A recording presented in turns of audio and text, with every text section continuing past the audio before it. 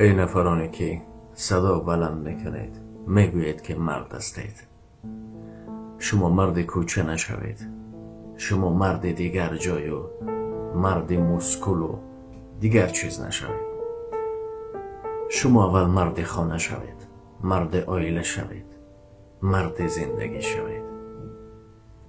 وقتی دختری مردم رو میگیرید صاحب فرزند میشود، بعد نمیدونم سبب ها چی است، پرتافته نیروید، این به شما روشن‌تر است. اما ناموس کنید و فرزندان خود را احاطه کنید. باور کنید چند قدر نامه ها میاد، چند قدر نامه ها میاد که شکایت میکنند فرزندانمون ماندن ملخ، بیچاره دیگر نمیدونن چیکار کنن. با این خاطر ناموس کنید و فرزندانی، من نمیگم همسرا را خیلی یک سو، فرزندان خود را ناموس کنید و کنار خود گیرید. باور دارم پگاه که باز کلان سال میشوید، سن سالتان میرود، همین فرزندک و کلان میشوند، با ناموس میکنن در هر حالت نباشی تو رو گرفته خانه میبیارن. این در زندگی دیده ایستادیم، بسیار هستند فرزندانی با ناموس وقتش پدر نگاهشان نمیکرد، پس از آنی که بعد سن سالشان رفت کوچه به کوچه میشن و در بدر باز همین فرزندها ناموس میکنن میگیرن همون پدر را. به این خاطر هیچ وقت این کار را نکنید. یک کارتان یکتان دو نمیشود. باور کنید یکتان دو نمیشود. وقتی که شما اونجا کیف سوال میکنید، فرزندگان بیچاره شما به یاد برده نان و به یاد پدر و به یاد دیگر چیز. و خدا باور نمیکنید، خدا شاهد است، روزی نیست که من گریه نکنم، روزی نیست که آب دیده من نبراید. آب دیده من برای کوتاه دستی هم نیست، برای فقیری هم نیست، برای معما هم نیست، عموما پروای خود ندارم. اما هر یک نامه های می آید، این سنگ نیست، این خلق است. من جگرم پاره پاره می شود برای هر یک نفری که نامه می کنم. به خدا آب دیده شر می ریزد، نمی توانم طاقت کنم.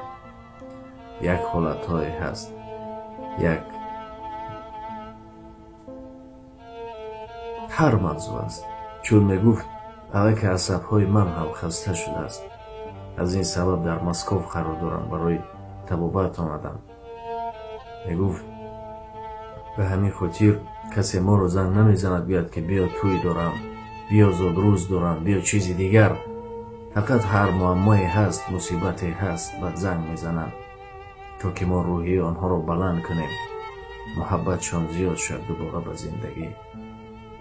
خیلی زیاد است، خیلی زیاد است. و بعضا حالت ها خود به خود تسلا میدیم. میگفتم که تا خط کن یک کس اگر یک کس را نجات دید از خودکشی یا اون چیز دیگر، چند قدر با تلویزیون نشان میدیم، چند قدر قهرمانانه. من میگم خدایا شاید در دفتر ما به حساب باشد، اما در همون تلویزیون ها برای ما نمایشنامه آماده کن. خلاص گر دوستان، حاضرم سبب همین بود که چند وقت من ویدیو نگذاشته بودم، اما یک زن یک مادر بسیار شکایت کرد، بسیار رو دیده کرد.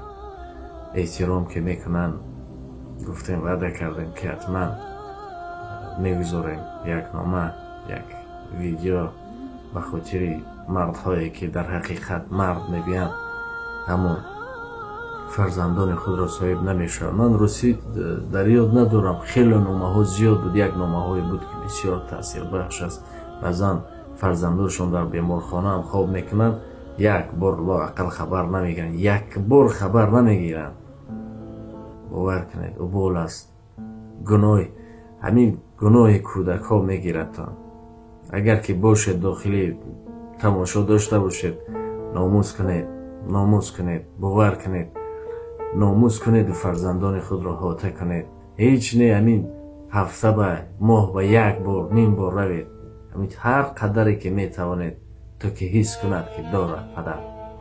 حس کند که دارد پدر، ناموس پدری را زنده کنید. ناموس پدری را یک بار تصور کنید که خواهر شما در همین حالت باشد چیکار میکنید؟ دختر شما مثل هر صورتی که هست.